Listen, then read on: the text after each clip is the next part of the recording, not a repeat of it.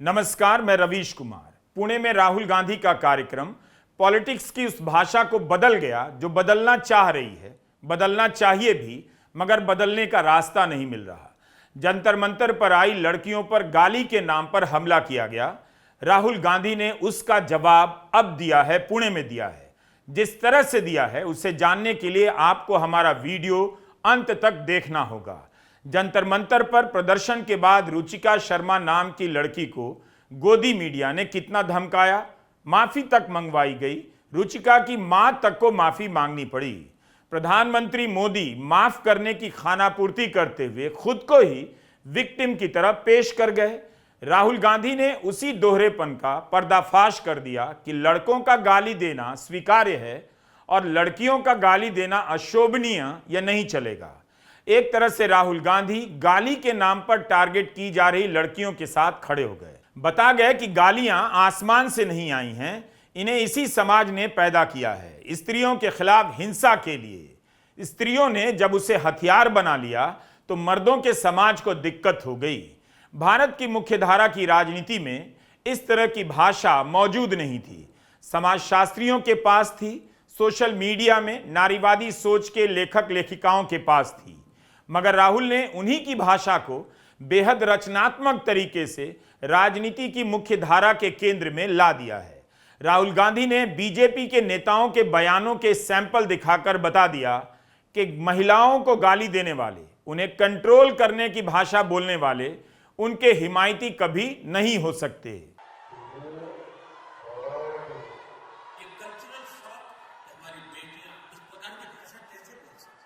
जंतर मंतर में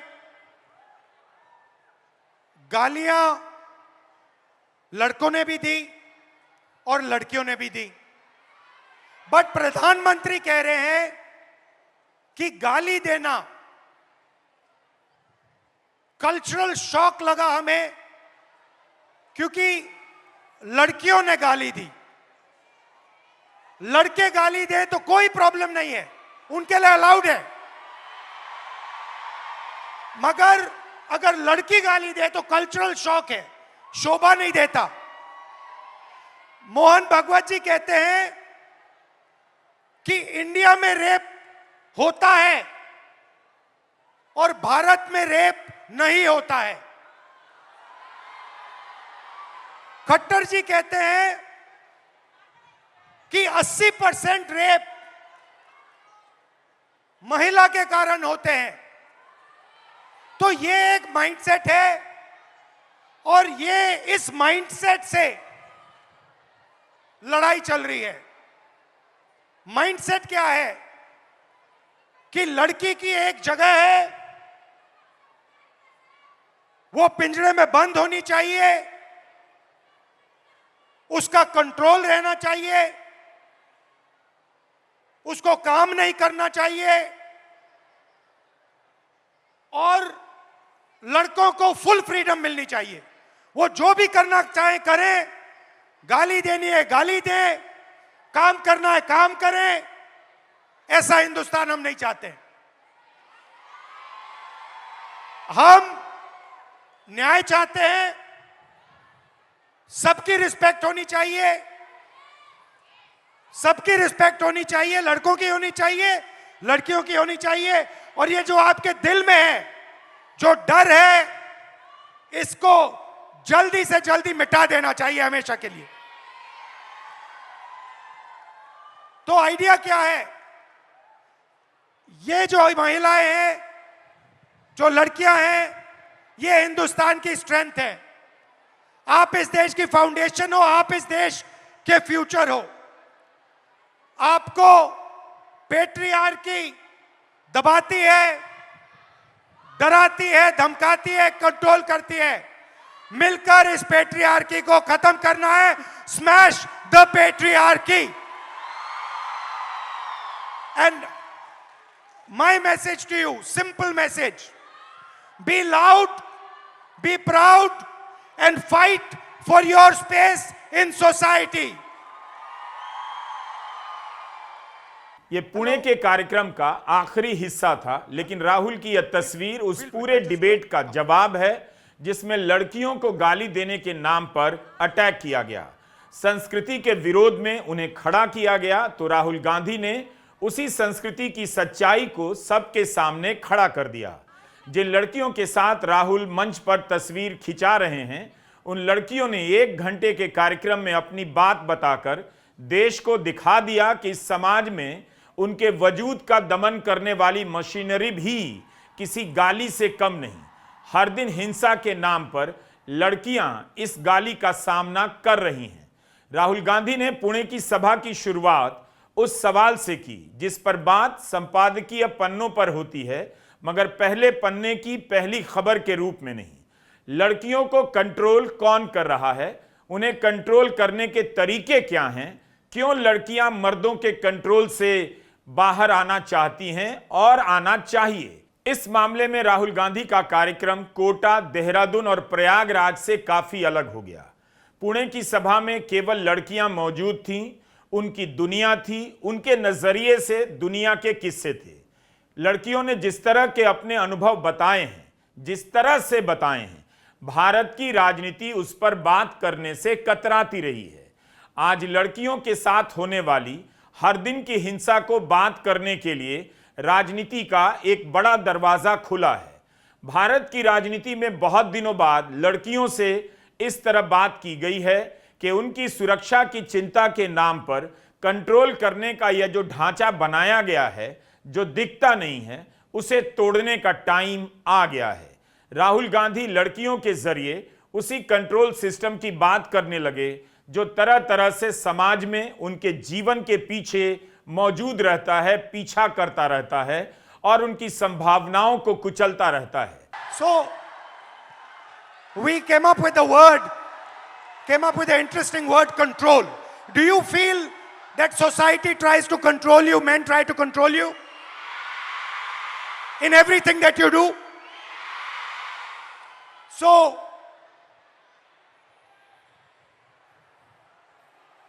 here is a trap, and there are 4 methods of control, and I want to understand from you, have I got this right or have I got this wrong? The first method of control, violence. Second method of control, disrespect. Time is used against you, and in every single sphere of life, in some way or the other, men and the system is trying to control you, make sure that you do exactly what it wants. Rahul Gandhi के मंच पर लड़कियों ने जिस मुखरता से अपने साथ होने वाली हिंसा, कंट्रोल और लगातार आशंकाओं के किस्से सुनाए, वो सारे किस्से भारत की कामयाबी के तमाम दावों को पंचर कर देते हैं।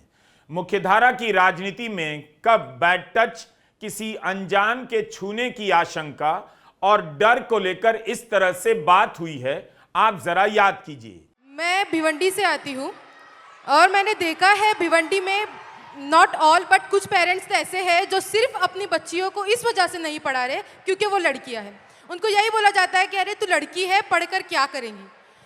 उनको ऐसा लगता है कि ये पढ़ेंगी तो ये इकोनॉमिकली इंडिपेंडेंट हो जाएंगी, और वो उनको इकोनॉमिकली डिपेंडेंट रखना चाहते हैं because they want to enjoy the patriarchy और कंट्रोल ओवर देम। उसके अलावा सेकंड थिंग ये कि my parents are very supportive. उन्होंने इतना कुछ होने के बाद भी मुझे बहुत सपोर्ट किया है और पुणे पढ़ने के लिए भेजा। पुणे में मैं एक यूपीएससी एस्पिरेंट हूँ, तो मुझे क्लासेस जाने के लिए, कोचिंग क्लासेस जाने के लिए मैं पब्लिक ट्रांसपोर्ट का यूज़ करती हूँ। पब्लिक ट्रांसपोर्ट में भी लड़कियाँ इतना अनसेफ फील करती है कि कभी कभी ऐसा होता है कि अगर आप बस में चढ़ो और कोई आदमी के पास एक सीट खाली है बस की, तो आपको 10 मरतबा सोचना पड़ता है कि मैं बैठूं या मत बैठूं, मैं रुकूं कि कोई महिला के बाजू में सीट खाली हो जाएंगी, मैं उधर जाके बैठूं। तो ये सीट मिलने के बाद भी बैठने के लिए 10 मरतबा सोचना पड़ता है। सेकंड थिंग, जब हम देखते हैं कि बस बहुत ज़्यादा फुल है, हद से ज़्यादा रश हो गया है, तो भी सोचना पड़ता है कि अरे जाए या मत जाए, कोई छेड़ देगा, कोई बैड टच कर लेगा, तो ये एक टेंशन रहता है। इसका अपोजिट, अगर बस पूरी खाली है तो भी जाने से डर लगता है। मतलब आपको क्या करना है, आपको भरी हुई बस में चढ़ना नहीं है, आपको खाली बस में चढ़ना नहीं, मतलब हमने पब्लिक ट्रांसपोर्ट को भी ऐसा बना दिया है ना कि गर्ल्स को सेफ फील ही नहीं होता है। तो मैं गर्ल्स से भी और बॉयज से भी कहना चाहूँगी कि अगर आपकी वजह से लड़कियां अनसेफ फील कर रही है तो आप ही का काम है कि उनको सेफ भी फील कराए। राजनीति को देखने का नजरिया भी फिक्स सा हो गया है।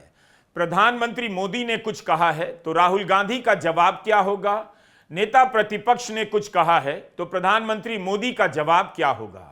राजनीति को उसी फ्रेम में देखते रहने की आदत से लगा कि राहुल गांधी पुणे में एफआईआर के लिए 8 घंटे के धरने की बात करेंगे, अपने संघर्ष की कहानी सुनाएंगे, लेकिन राहुल उस विषय को छोड़कर काफी आगे निकल गए। पुणे में उन्होंने सबको चौंका दिया। भारत की लड़कियां जिन हादसों का सामना हर दिन कर रही हैं, आमतौर पर भारत की मुख्यधारा की राजनीति उससे अनजान रहने का नाटक करती है। लेफ्ट पार्टियों की महिला नेता, नारीवादी संगठनों की नेता अक्सर इन्हीं मुद्दों और इन्हीं जुबान में बात करती हैं, लेकिन उन्हीं की भाषा को नेता प्रतिपक्ष राहुल गांधी मुख्य धारा की राजनीति में स्थापित करते चले गए। एक तरह से उन नारीवादी जनवादी महिला नेताओं के संघर्ष को भी राहुल गांधी का एक सलाम था। राहुल के मंच पर लड़कियों ने जो कहा वह भयावह है। एक तरह से वह उस राजनीति के खिलाफ भी है जिसके प्रतिनिधि के तौर पर राहुल गांधी अपने ही मंच पर खड़े थे।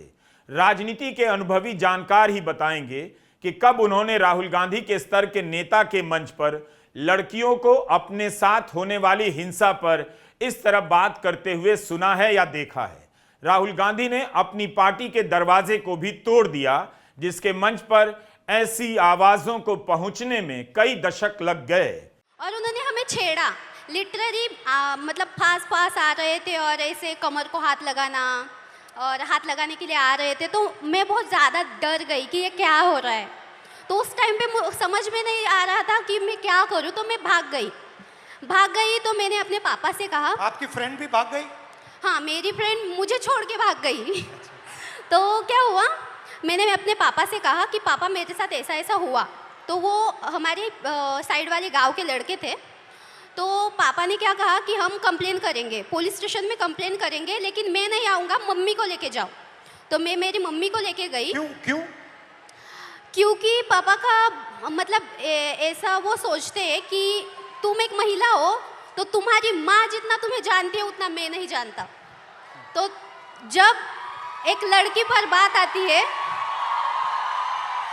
तब पापा भी माँ को आगे रखते हैं।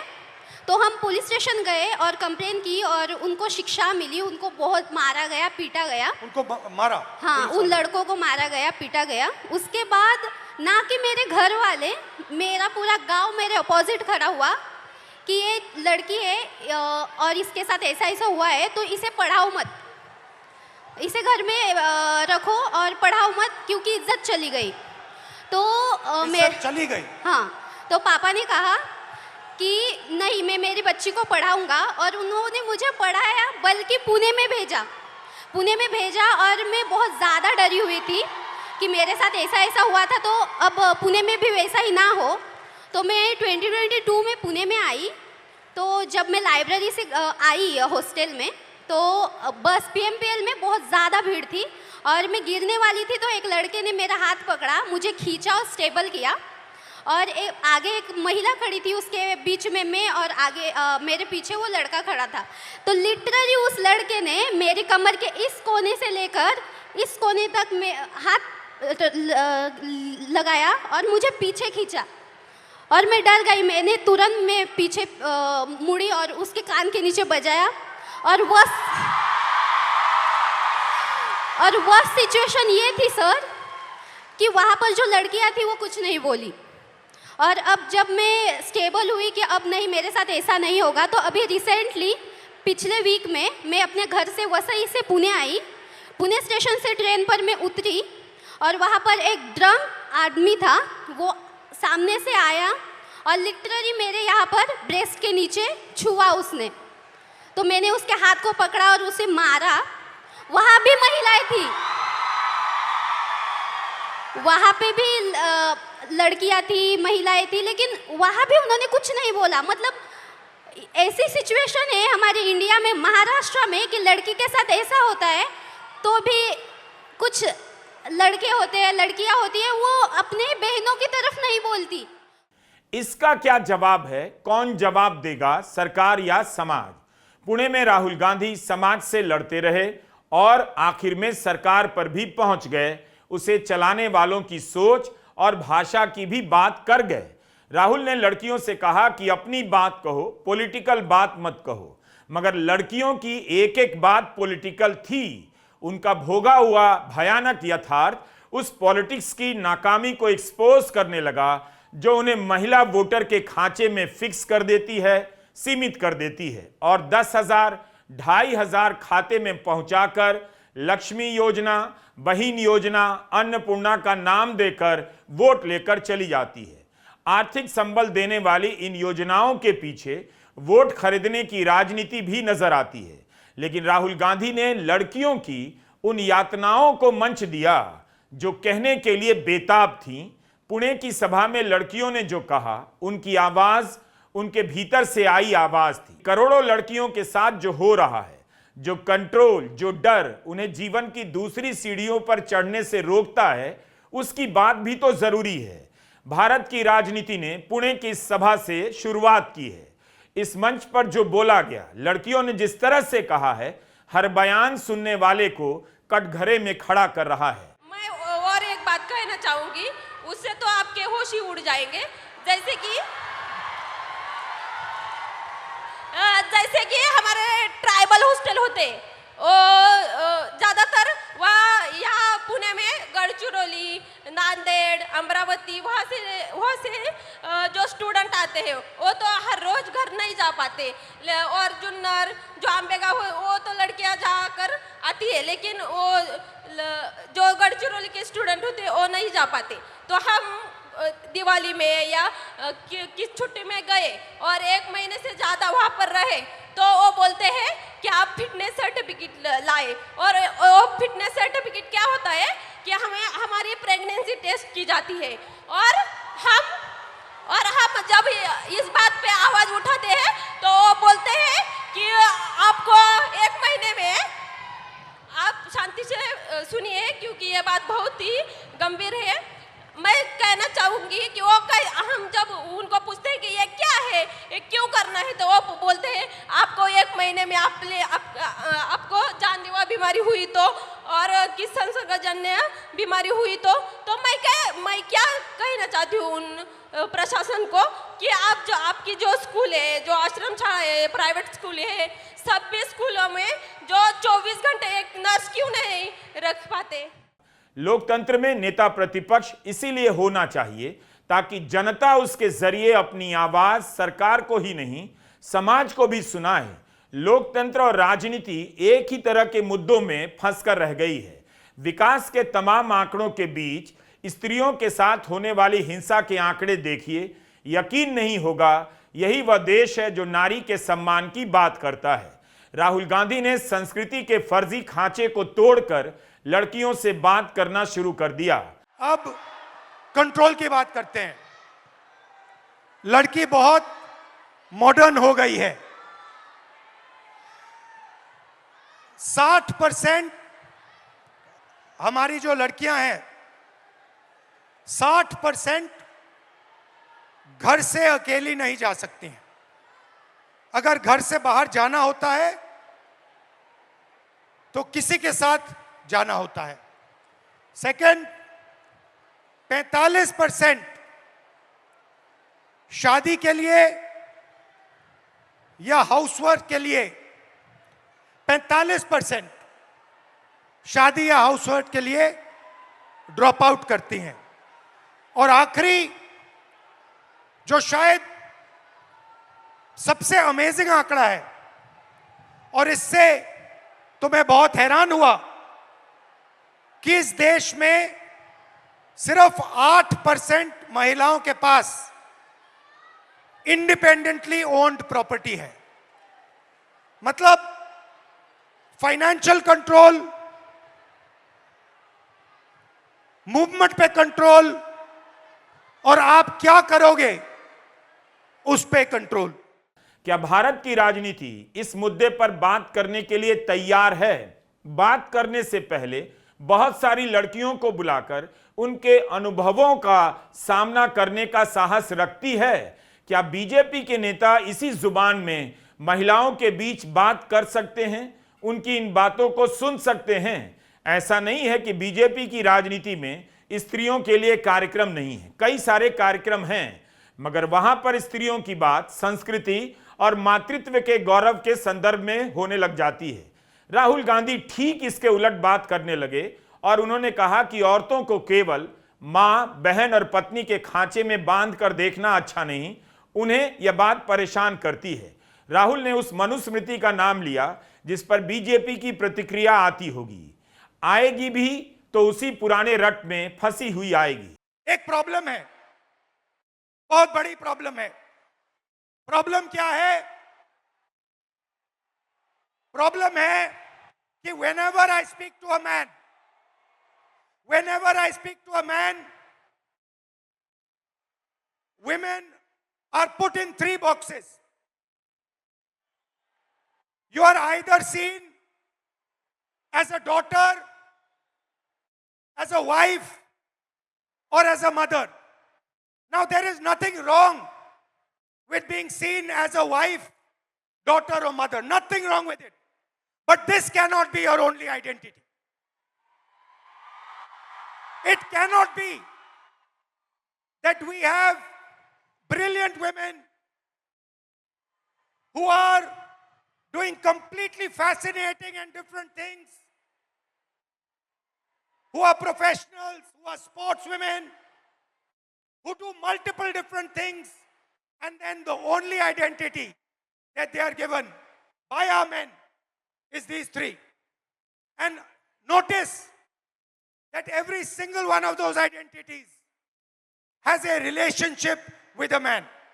So you are either a mother or a wife or a daughter. And I'd like to quote over here the Manusmriti, which says clearly, in childhood, a female must be subject to her father. Meaning, the Manusmriti says, in childhood, a female belongs to her father. In youth, she belongs to her husband. When her lord is dead, she belongs to her sons. A woman must never be independent. This is a direct quote from the Manusmriti. And these words are a shame, because these words should never ever have been spoken. Rahul Gandhi का यह कार्यक्रम उन लड़कियों के कारण समृद्ध हो गया जिन्होंने अपने दुखों को, अपने साथ हुई हिंसा को खुलकर उनके सामने और सबके सामने रख दिया। किसी ने नहीं सोचा होगा कि नेता प्रतिपक्ष लड़कियों से कंट्रोल, उनके साथ होने वाली हिंसा की बात करने लगेंगे। राहुल के मंच पर लड़कियों ने अपने साथ होने वाली हिंसा के जो किस्से सुनाए, आमतौर पर अखबारों में भी 10वें नंबर के पन्ने पर खिसका दिए जाते हैं या राष्ट्रीय अपराध शाखा की सालाना रिपोर्ट में दबा दिए जाते हैं। 99% of sexual violence cases, rape cases, molestation cases, ये अनरिपोर्टेड जाते हैं। तो वो जो 6% का आंकड़ा है वो एक्चुअली सच्चा आंकड़ा नहीं है। सच्चा आंकड़ा उससे बहुत ज्यादा है, मगर शर्म के कारण अनरिपोर्टेड जाते हैं। 84% महिलाओं को काम करने के लिए परमिशन लेनी पड़ती है। और फाइनल, सैलरीड महिलाएं जो हैं, किसी भी जॉब में हिंदुस्तान में अगर आप सैलरीड महिला हैं तो आपको 25% सैलरी पुरुषों से कम मिलती है। डिसरिस्पेक्ट और इज्जत पे हम लोग बात करने आए हैं, तो मैं आप लोगों को बता देना चाहती हूँ, मेरा नाम सर नेहा है, नेहा सिंह राठौर मेरा पूरा नाम है। मैं भोजपुरी में लोकगीत लिखती हूँ, गाती हूँ, और मैं सरकार से उन तमाम मुद्दों पर सवाल पूछ लेती हूँ जो सरकार को पसंद नहीं आते। और बदले में मुझे ढेर सारी गालियां और एफआईआर झेलने पड़ते हैं। ये किस बात की इज्जत है भाई महिलाओं की? डेमोक्रेसी में हम अपने प्रधानमंत्री से सवाल नहीं पूछ सकते हैं तो ये किस बात की इज्जत है?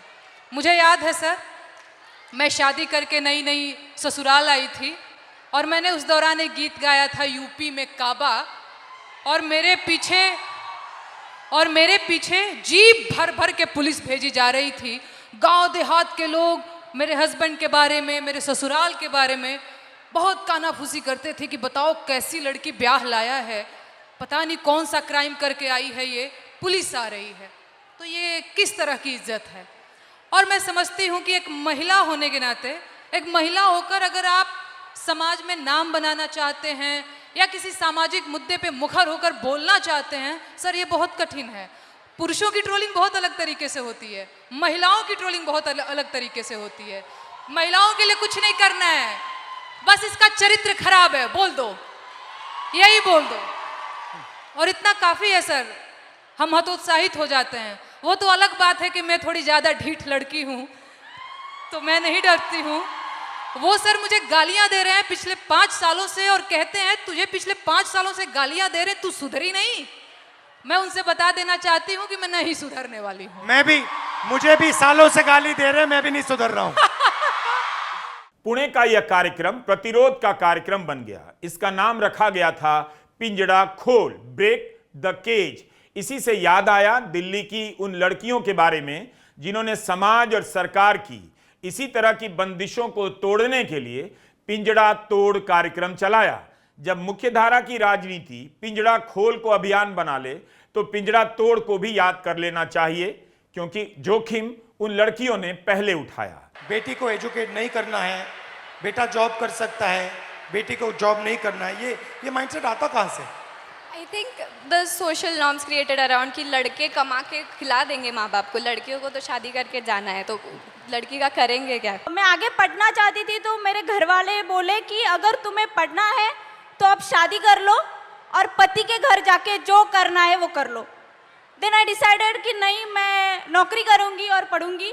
तो अभी 5 साल से मैं नौकरी कर रही हूँ और साथ में पढ़ाई कर रही हूँ। हमने भी सोचा कि राहुल गांधी पुणे में पेपर लीक और धांधली की बात करेंगे, लेकिन उन्होंने चौंकाया।